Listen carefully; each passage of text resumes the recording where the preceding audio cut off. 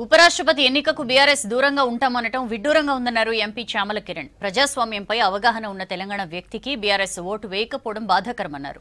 రాజ్యసభలో బీఆర్ఎస్ కు సీట్లున్నా ఓటు వేయటం లేదని విమర్శించారు. పార్లమెంట్లో బీఆర్ఎస్ అవసరం లేని పార్టీగా మారిపోయిందన్నారు. బీఆర్ఎస్ లో తెలంగాణ తత్వం లేదనే విషయాన్ని ప్రజలు గుర్తించాలన్నారు ఎంపీ చామల కిరణ్ కుమార్ రెడ్డి. ఉపరాష్ట్రపతి ఎన్నికలలో కూడా మేము చాలా రోజులు ఆలోచించినాం.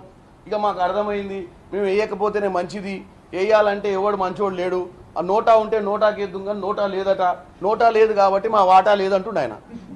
మరి నోటా లేని నీ వాటా లేకపోతే ఏ రాజకీయాలకు సంబంధం లేనిది ఒక మాజీ జస్టిస్గా ఉన్నటువంటి సుదర్శన్ రెడ్డి గారు కాంగ్రెస్ పార్టీ కాదు, బీఆర్ఎస్ పార్టీ కాదు, బీజేపీ పార్టీ కాదు, ఎంఐఎం పార్టీ కాదు, తెలంగాణలో ఏ పార్టీ కాదు.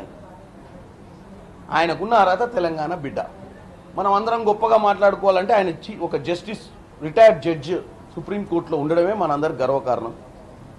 ఇవాళ కేటీఆర్ అయినా ఎవరైనా ఏమంటుర్రు, ప్రజాస్వామ్యాన్ని కాపాడుకోవాలని మాటలకే మాట్లాడతారు.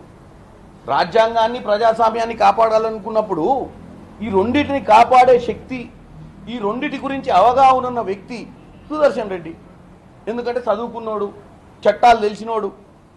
ఈ రాజ్యాంగంలో ఉన్నటువంటి అవకతవకలు ఎవడన్నా ఈ రాజ్యాంగాన్ని ఏదైనా మాయ చేయాలనుకున్నా కానీ దానికి కాపలాదారునిగా ఉండాలనుకుంటున్న సుదర్శన్ రెడ్డి గారిని మద్దతు ఇవ్వకపోవడానికి కారణాలు చెప్పాలి. తెలంగాణ రాష్ట్రీయ సమితిని భారతీయ రాష్ట్రీయ సమితి చేసుకున్నప్పుడే మనకు అర్థమైంది ఇక తెలంగాణకు వాళ్ళకు పీడుకోలు వలికిరని. ఇక తెలంగాణకు ఇప్పుడున్న కేసీఆర్ పార్టీకి సంబంధం లేదనే భారతీయ రాష్ట్రీయ సమితి అని పెట్టుకురు. దాన్ని గమనించే ప్రజలు గుండు సున్నా ఇచ్చిర్రు పార్లమెంట్లో.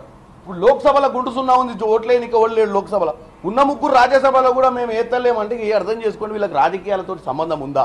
బీఆర్ఎస్ పార్టీ ఈరోజు ఓట్లేకపోకుండా ఇంట్లో దాక్కుంటామంటే అర్థం చేసుకోవాల్సింది మనం ఏంటంటే వీళ్ళకు రాజకీయాలకు కనెక్షన్ లేకుండా అయిపోయారు.